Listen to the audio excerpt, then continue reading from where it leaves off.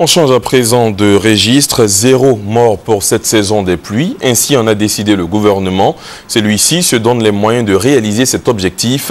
Il a procédé cet après-midi au lancement de l'opération de distribution de kits d'aide au recasement des occupants des zones à risque.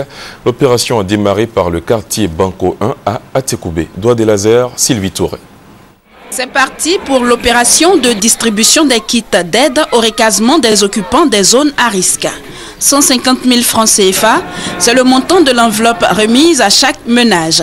Le quartier Banco 1 constitue la première étape de cette opération. Depuis un moment, on s'apprêtait à cela. Et surtout avec l'aide qu'ils nous accordent pour pouvoir au moins nous reloger. Franchement, je crois qu'on part avec l'esprit apaisé et avec le réconfort moral qu'ils nous donnent par l'aide qu'ils nous accordent.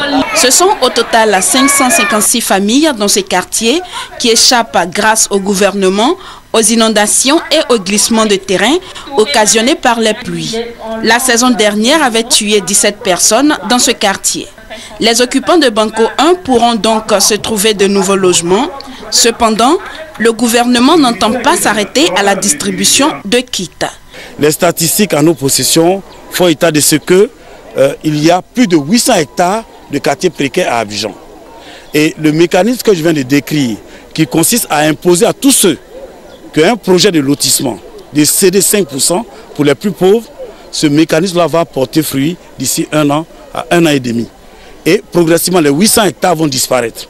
Parce que chaque fois que nous aurons des possibilités, nous allons démolir les quartiers précaires, appeler les concernés, leur remettre, au lieu de 150 000 francs, leur remettre plutôt une lettre d'attribution. L'opération de distribution des kits de recasement concerne 75 quartiers précaires, donc 6 000 ménages dans le seul district d'Abidjan. Objectif, 0 mort pour cette saison des pluies.